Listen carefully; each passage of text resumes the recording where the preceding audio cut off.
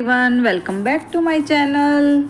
आज मैं फिर से आपके लिए क्लास 6 पॉलिटिकल का चैप्टर 8 और 9 दोनों, क्योंकि ये एक जैसे ही टॉपिक हैं, बस गांव का और शहर का है कि भाई एक गांव में ज़िंदगी कैसे लोग चलती है, लोगों की ज़िंदगी, ठीक है, लाइवलीहुड आजीविका जो वो लोगों की कैसे कमाते हैं और शहरों में कैसे कमाते हैं, ठीक है। तो ये दो चैप्टर रहेंगे, चैप्टर 8 और 9, ठीक है। तो फर्स्ट देखते हैं हम रूरल लाइवलीहुड, ठीक है। लोगों की जो गांव में लोग हैं वो अपनी आजीविका कैसे कमाते हैं।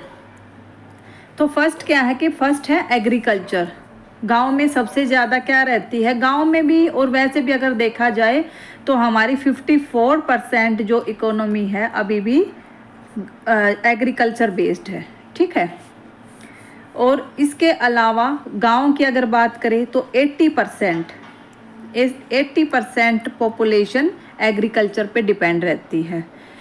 अगर नॉर्मल देखें तो वो रहती है 70%, 60 टू 70% अगर पूरे कंट्री की बात करें हम तो वो एग्रीकल्चर पे बेस्ड रहती है। लेकिन पर्टिकुलर अगर गांव की बात करें तो 80% हमारी जो पॉपुलेशन है वो एग्रीकल्चर पे डिपेंड है। इसके बाद हम देखते हैं कि भाई 2/5 जो पोर्शन है रूरल जो फैमिलीज़ का वो एग्रीकल्चर लेबरर की कैटेगरी में आता है। अब ये देख लेते हैं कि ये क्या है। एग्रीकल्चर लेबरर होता है कि भाई जिसके पास जो कुछ तो बंदे ऐसे हैं गांव में जो लैंडलेस है, मतलब कि उनके पास ज़मीन है ही नहीं। कुछ ऐसे हैं जिनके पास छोटे प्लॉट हैं, ठीक है, स्मॉल प्लॉट्स, मतलब लैंड का जो पोर्शन है वो कम है, तो उसको हम एग्रीकल्चरल लेबरर्स की कैटेगरी में डालते हैं। इसके बाद देखते हैं कि गांव में 3 तरह के जो बंदे रहते हैं। एक तमिलनाडु, मतलब एनसीईआरटी में क्या है, तमिलनाडु स्टेट के कलपट्टू गांव की बात बता रखी। कलपट्टू जो गांव है उसका एनसीईआरटी में जिक्र किया गया है। उसमें 3 तरह के हैं, एक तुलसी है, एक शेखर है, एक रामालिंगम है। ये तीनों क्या है कि तुलसी है जो लैंडलेस है, शेखर है स्मॉल लैंड है जिसके पास, और रामालिंगम है जिसके पास लार्ज लैंड होल्डर है, उसके पास ज़्यादा ज़मीन है। तो तुलसी को और शेखर को हम एग्रीकल्चरल लेबरर्स की कैटेगरी में डाल रहे हैं क्योंकि वो लैंडलेस है और स्मॉल लैंड होल्डर है। इसके बाद क्या है कि भाई ये क्या है, ये दोनों डिपेंड किस पे हैं गांव में, रामालिंगम पे। वो क्यों है, क्योंकि रामालिंगम के पास ज़्यादा ज़मीन है, जिसकी वजह से क्या है कि वो प्रोडक्शन है, जो क्रॉप्स का प्रोडक्शन वो ज़्यादा कर पा रहा है। ज़्यादा प्रोडक्शन करेगा तो सारा तो घर पे नहीं रखेगा, वो कहीं उसको मार्केट में जाके बेचेगा भी, जिसकी वजह से क्या है कि उसकी जो इनकम है वो ज़्यादा है। उसकी वजह से उसने एक राइस मिल भी एस्टेब्लिश कर ली है, ठीक है, राइस मिल शुरू कर रखी है। तो तुलसी है कि भाई काम करती है इसके खेतों में, डायरेक्ट खेतों में काम कर रही है रामालिंगम के। शेखर है डायरेक्ट इसके खेतों में काम नहीं करता, लेकिन फिर भी इस पे डिपेंड है क्योंकि उसका काम है जो एग्रीकल्चर का जो काम है पूरे साल नहीं चलता है।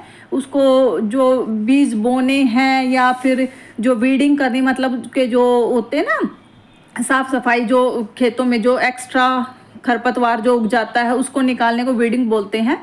तो ये काम उसके समय समय पर होते हैं, तो लगातार काम नहीं है उसके पास, ठीक है। और ऊपर से फिर क्या, वो स्मॉल लैंड होल्डर है, तो वो अपने खेत से इतना ही कमा पाता है, इतना ही प्रोडक्शन कर पाता है कि उसका खाने का गुजारा चल सके।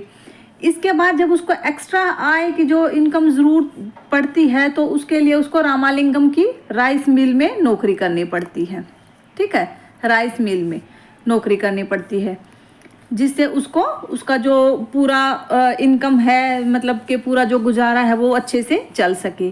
तो ये तीनों अलग अलग कैटेगरी के दिखाए गए हैं गांव में, जो एग्रीकल्चर पे ही बेस्ड है लेकिन डिफरेंट तरीके से है। इसके बाद देखते हैं और क्या क्या होता है। ये तो बता दिया कि भाई जो 80% पॉपुलेशन है वो तो एग्रीकल्चर पे बेस्ड है, लेकिन डायरेक्टली बोल सकते हैं हम इसको और इनडायरेक्टली, दोनों तरीके से, ठीक है। ऐसे एग्जाम में पूछ लेते हैं, डायरेक्टली और इनडायरेक्टली दोनों। डायरेक्टली तो मैंने बताया ना कि कुछ लोग तो क्या है कि भाई जिसके पास जमीन है वो ऑलरेडी बस उसी पे उसमें अपना काम करता है, वहीं से अपना बेच भी लेता है। कुछ इनडायरेक्टली कैसे, अब तुलसी है जैसे, वो लैंड लेस है, लैंड होल्डर तो है नहीं, लेकिन फिर भी वो डिपेंड किस पे है, रामालिंगम की जमीन पे ही है कि भी वो उसे बुलाएगा और उसको जो मजदूरी के लिए काम मिल जाएगा। तो इनडायरेक्टली हुआ ना। तो जो 80% पॉपुलेशन है इसलिए बोली जाती है डायरेक्टली और इनडायरेक्टली कि भाई कहीं ना कहीं वो काम आखिर में एग्रीकल्चर के उसमें लगे हुए हैं। ठीक है, इसके बाद है कि भाई और क्या क्या है, और गांव में क्या होता है, कलेक्शन फ्रॉम फॉरेस्ट। भाई लोग फॉरेस्ट से भी कुछ कलेक्शन करते हैं। क्या क्या रहेगा उसमें, लकड़ी भी कलेक्ट कर सकते हैं, ठीक है, और फ्रूट भी, ठीक है, फल फ्रूट जो करते हैं वो भी। उसके बाद जो रहता है कि भाई ये क्या होते हैं ना, कुछ पत्तियाँ भी यूज़ की जाती हैं। तो ये सारा जो काम है ये कलेक्शन फ्रॉम फॉरेस्ट से आएगा। कुछ लोग इसमें भी लगे रहते हैं। उसके बाद है एनिमल हस्बेंड्री, मतलब कि जो वहाँ के लोग हैं, गांव के जो लोग हैं, पशुपालन में भी लगते हैं। पशुपालन में भी बहुत ज़्यादा लगते हैं। उसमें भी डिपेंड करता है कि भाई कोई तो पशुपालन इतना करता है कि भाई उसके घर का गुजारा अच्छे से चल सके, खाने पीने का गुजारा चल सके। कुछ इस तरीके से डेयरी वगैरह एस्टेब्लिश कर लेते हैं कि जिससे वो क्या करेंगे, जो मिल्क है और डेयरी प्रोड्यूस है वो कहाँ पे, वो दूसरे नियर बाय जो टाउन है उसमें भी जाके बेच देते हैं, और नहीं तो ये विलेज की कोऑपरेटिव सोसाइटी की जो मिल्क बूथ रहता है उसमें भी जाके बेच देते हैं। ठीक है, तो ऐसे लोग बाकी के कामों में लगे हुए हैं। फिर कुछ है कि फिशिंग, ठीक है, फिशिंग, लेकिन सारे गाँव में फिशिंग तो नहीं हो सकती ना, सारे गांव में फिशिंग नहीं, क्योंकि ये क्या रहेगी, फिशिंग रहेगी ज़्यादातर कोस्टल एरिया में। ठीक है, कोस्टल एरिया में क्या है, फिशिंग का काम ज़्यादा रहेगा, लेकिन उसमें भी क्या है कि 4 months ऑफ ड्यूरिंग मानसून। ठीक है, मानसून के 4 महीने फिशिंग का भी काम उनका रुक जाता है, क्योंकि उस टाइम पे क्या रहता है, मछलियों की ब्रीडिंग का टाइम रहता है वो। ठीक है, तो उस टाइम उनको जो फिशिंग का टाइम है वो रोक देते हैं मानसून में। ठीक है, ऊपर से क्या है, जो सेंट्रल इंडिया है, सेंट्रल इंडिया में क्या क्या मेन है फिर दे रखा है, ये एनसीईआरटी में दे रखा है ये फिगर, इसलिए है कि भी क्योंकि एग्जाम में ऐसे ही पूछे जाते हैं।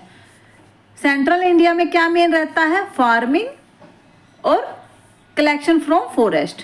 ठीक है, सेंट्रल इंडिया है, ये एमपी के आसपास का जो एरिया है, ठीक है, मध्य प्रदेश के आसपास का जो ये एरिया है ये सेंट्रल इंडिया में काउंट होता है। ठीक है, इसके नीचे फिर साउथ तमिलनाडु वगैरह ये साउथ में आ जाते हैं। इधर का जो रहेगा नीचे एमपी एपी ये सेंट्रल पार्ट है। ठीक है, इंडिया का सेंट्रल पार्ट ये। तो यहाँ पे फार्मिंग और कलेक्शन होता है फ्रॉम फॉरेस्ट से, और जो कोस्टल एरिया है उसमें पूछ लें तो उसमें फिशिंग ज़्यादा होती है। ठीक है, इसके बाद देखते हैं कि भाई अर्बन जो लाइवलीहुड है वो कैसे, भाई शहरों में आजीविका कैसे कैसे चलती है। गांव में हमने देखा, लेकिन गांव में क्या है कि भाई कितना भी वो कर लेते हैं, इसलिए जो गांव के लोग हैं वो शहरों की तरफ प्लान कर रहे हैं कि भाई अपना क्योंकि उनको पूरे साल काम नहीं मिलता है। ठीक है, पूरे साल जब काम नहीं मिलेगा तो क्या होएगा भाई, उनका एक्स्ट्रा तो इनकम नहीं हुई ना, वो तो बस खाने के लिए हुआ कि भाई जितना उनको खाना उतना वो कमा ले। तो एक्स्ट्रा इनकम के लिए उनको फिर शहरों की तरफ जाना पड़ता है। अब शहरों में भी क्या है, 5000 के आसपास अगर बात करें तो टाउन है, और 27 मतलब बिग सिटीज़ बोले गए हैं। अभी ये फिगर और भी हो गया, लेकिन एनसीईआरटी में अभी भी ये फिगर दे रखा है। ठीक है, जो बिग सिटीज़ होते हैं वो कौन से रहेंगे, जिसकी पॉपुलेशन 10 लाख से ज़्यादा रहती है, उसको बिग सिटीज़ में काउंट किया जाता है। फिर याद दे रखा है कि भाई शहरों की जो आजीविका है वो लोग हैं जो कैसे कैसे कमाते हैं। तो यहाँ कई तरह से कमाई जाती है, जिसमें फर्स्ट है लोग रेगुलर और परमानेंट वर्कर्स होते हैं। वो कौन रहेंगे, जो बड़ी बड़ी कंपनियों में काम कर लेते हैं, बड़ी बड़ी कंपनियों में काम कर रहे हैं या गवर्नमेंट ऑफिस में काम कर रहे हैं। ठीक है, ये मतलब कि ये परमानेंट है, ये परमानेंट होते हैं, इनकी जॉब सिक्योरिटी रहेगी, इनको रेगुलर सैलरी मिलेगी, इनको मेडिकल बेनिफिट्स मिलेंगे, इनको रिटायरमेंट फंड मिलेंगे, इनको हॉलीडेज भी, इनको सब कुछ मिलता है। ठीक है, इनकी जॉब सिक्योर है और आराम से ये काम करके इनका फिक्स आवर रहेंगे। अगर एक्स्ट्रा भी इनको करना पड़ता है तो एक्स्ट्रा इनको मिल जाता है। तो ऐसे तो कोई दिक्कत नहीं, रेगुलर है जो परमानेंट, उनमें तो कोई प्रॉब्लम है ही नहीं, वो तो ठीक है। इसके बाद होते हैं कुछ casual basis worker. Casual basis worker कौन होते हैं? जो वर्कशॉप में और फैक्ट्रीज में या तो डेली बेस पे मतलब पर डे के हिसाब से काम करेंगे या पर आवर्स के हिसाब से काम करेंगे, वो लोग कैजुअल बेसिस रहेंगे। मतलब कि उनको कुछ पीस के हिसाब से बोल दे, पेन बनाने वाले हैं या सिलाई करने वाले भी रहते हैं, ठीक है, सिलाई के अगर कोई फैक्ट्री हो तो ऐसे उनको क्या पर पीस के हिसाब से, पर आवर्स के हिसाब से ऐसे दिया जाता है। उनको एक्स्ट्रा भी पे किया जाता है, उनको 8 से 10 घंटे उनका काम भी रहता है। उसके बाद अगर 12 घंटे की शिफ्ट वो कर रहे हैं, इससे भी ज़्यादा काम कर रहे हैं तो उनका एक्स्ट्रा पे किया जाता है। तो इससे क्या होगा कि इससे उन पे बर्डन है जो वर्क का वो ज़्यादा है, लेकिन उनकी जॉब सिक्योर नहीं है, क्योंकि उनको पर डे के हिसाब से देंगे, कभी भी उनको हटा दिया जाता है। कभी जब भी फैक्ट्री का या वर्कशॉप का काम ख़त्म हो जाता है तो उनको हटा दिया जाता है, फिर से 2-4 महीने बाद बुला लिया जाएगा। तो इससे 2-4 महीने जो वो फ्री, वो फिर से अपना कहीं और दूसरी जगह काम ढूंढते रहते हैं।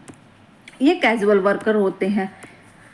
इसके बाद है बिजनेस पर्सन। कुछ भाई शहरों में लोग क्या करते हैं, अपना खुद का शोरूम स्टार्ट कर ले या कोई शॉप स्टार्ट कर ले या घर से कोई काम कर ले, अपना छोटा मोटा जो काम शुरू कर लेते हैं, तो वो बिजनेस पर्सन्स होते हैं। उनको लाइसेंस लेना पड़ता है, जो म्युनिसिपल कॉरपोरेशन, मैंने म्युनिसिपल कॉरपोरेशन का कल, म्युनिसिपैलिटीज़ का जो है, नगर पालिका जो, उसका कल मैंने चैप्टर करवाया है। तो वो क्या रहती है, वो लोकल लेवल की, शहर में सेल्फ जो गवर्नमेंट होती है लोकल लेवल पे शहर में, उसको नगर पालिका बोला जाता है। जो ये छोटे छोटे लाइसेंस देना, ये मतलब कि डायरेक्ट स्टेट से नहीं करवाना पड़ता, जो काम शहर में नगर पालिका से करवाया जा सकता है, ठीक है। फिर म्यूनसिपैलिटीज़ क्या करती है, उनको टाइम भी देती है, ठीक है। अगर किसी ने दुकान खोली है, किसी का क्या, तो मार्केट में, किस मार्केट में तुम खोल रहे हो, किस मार्केट में क्या कर रहे हो, तो उस बेस पे क्या उनका जो नगर पालिका है वही डिसाइड करती है कि भाई वो मार्केट किस दिन बंद रहेगी। तो ये सारा चीज़ उसमें दिया हुआ है NCERT में। इसके बाद देखते हैं स्ट्रीट वेंडर्स, ठीक है। स्ट्रीट वेंडर्स भी होते हैं कुछ लोग नहीं, लेकिन अगर मैं बात करूं तो सबसे ज़्यादा, ठीक है, इनमें शहरों की अगर बात करते हैं, शहरों में हमने 4 तरह के लोग पढ़ लिए हैं अभी, कि कुछ परमानेंट होते हैं, ठीक है, कुछ कैजुअल बेसिस होते हैं, कुछ बिजनेस पर्सन होते हैं, कुछ स्ट्रीट वेंडर। तो स्ट्रीट वेंडर सबसे ज़्यादा रहेंगे, ऑलमोस्ट 1 करोड़ स्ट्रीट जो फिगर है NCERT में जो दे रखा, वो 1 करोड़ दे रखा है, हो इससे भी ज़्यादा सकता है। तो ये लोग क्या है, ये स्ट्रीट वेंडर्स में आते हैं, अर्बन एरिया के। इसमें क्या रहता है स्ट्रीट वेंडर्स में, वो कुछ तो क्या है कि भाई चीज़ें बेचते हैं, कुछ रिपेयर करते हैं, कुछ सर्विस प्रोवाइड करते हैं। देखो जैसे हम गाड़ी में भी कहीं जाते हैं तो कोई पेन बेच रहा है सड़क पे, ठीक है, कोई टिश्यू पेपर बेच रहा है, तो ये क्या रहते हैं, ये स्ट्रीट वेंडर ही तो है। इसके अलावा भी स्ट्रीट वेंडर की अगर बात करें, जो साइड में, जो मार्केट में जो देखते हैं ना, अंदर जाते हैं तो बहुत सारे साइड में ऐसे रेडी लगाए हुए रहते हैं, तो वो स्ट्रीट वेंडर्स में ही काउंट होते हैं। उससे क्या है, अगर देखा जाए तो स्ट्रीट वेंडर भाई ट्रैफिक को भी बहुत ज़्यादा इफेक्ट करता है, ठीक है, क्राउड को भी इफेक्ट करता है, मेंटेनेंस को भी इफेक्ट करता है। लेकिन इस चीज़ के लिए गवर्नमेंट क्या कर रही है, अभी बहुत सारे कानून भी बना रही है। और उनका क्या रहेगा भाई, जो स्ट्रीट वेंडर रहेंगे, सर्विस तो प्रोवाइड कर रहे हैं, वो ज़्यादातर क्या करते हैं, अपना काम खुद से करते हैं। देखो जैसे क्या रहते हैं, कोई पानी पूरी वाला है, कोई छोले भटूरे वाला, जो रेडियो पे लगा लेते हैं, वो घर से अपना काम, अपना खाना वाना है कुछ आधा बना लाते हैं, आधा वहाँ करते हैं। तो अपना काम वो खुद मैनेज करते हैं भाई, उनको कब कितने बजे अपना काम स्टार्ट करना है, कितने बजे ज़्यादा बर्डन होएगा उन पे, कितने बजे उनको अपनी जो रेडी है वो हटानी है। वो मतलब अपने खुद के किसी के द्वारा एम्प्लॉयड किए हुए नहीं रहते हैं, वो अपना खुद का काम खुद करते हैं, ठीक है। तो इसलिए हमने ये अभी दोनों का जो शहर में आजीविका कैसे कमाते हैं, गांव में आजीविका कैसे कमाते हैं, ये छोटे छोटे टॉपिक थे लेकिन ज़रूरी थे।